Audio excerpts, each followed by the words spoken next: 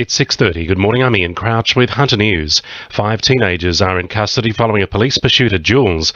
Police say the chase started in Gradburn Avenue just before 1:30 this morning and only lasted 5 minutes before the youths jumped out of the car and were quickly apprehended.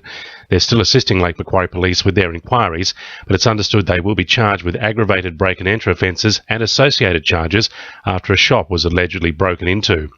Premier Mike Baird says he's confident a Supreme Court decision won't stand in the way of the government's plans for the Wickham Transport Interchange. It comes after the release of a new plan for the transport hub, following criticism of the initial blueprints, which many described as a glorified cowshed.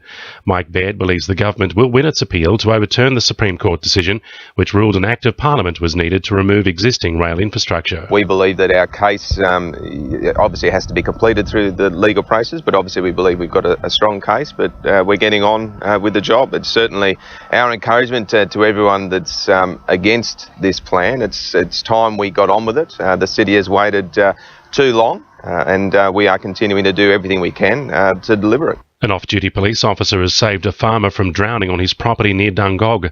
The 65-year-old man had fallen out of a dinghy into a dam at Main Creek yesterday afternoon. The officer was called to the property and stripped off, jumping into the water to rescue him.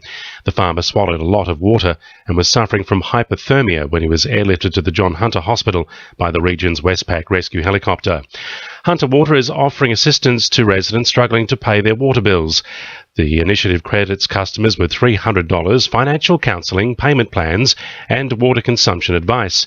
Jeremy Barth from Hunter Water says anyone struggling to pay their water bills should speak up. In March of this year, Hunter Water formed a strategic partnership with a number of local welfare organisations like the Salvation Army, Lifeline, St Vincent de Paul. What we do is we encourage people to meet with these organisations, and those organisations will then contact Hunter Water and make an application on their behalf for payment assistance.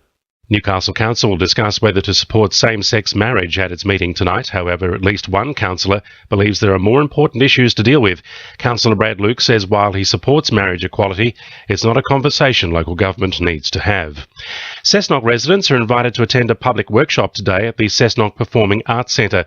The workshop will outline the key elements of the newly completed draft floodplain risk management study and plan for the Black Creek catchment, and will provide an opportunity for the community to openly discuss the proposed flood mitigation options with the project team.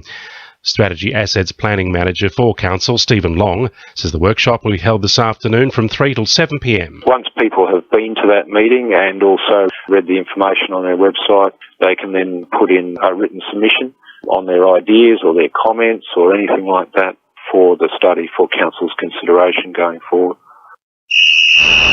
Sport, thanks to our sponsor Warners Bay Sports Club. Danny Baderis will lead the Knights today in their first training session following yesterday's sacking of head coach Rick Stone. The appointment of his replacement makes up part of a club-wide review to assess the club's poor performance this season.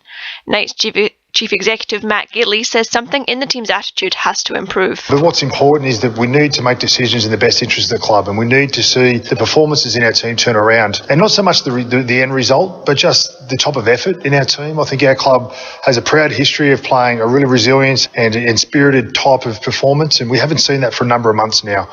Newcastle's water polo products Richie Campbell and Nathan Power have kicked off their campaign with the national team with a 10-4 win against Japan this morning. This is Vice-Captain Campbell's 4th World Championships with the Aussie Sharks and the 2nd world title for Power.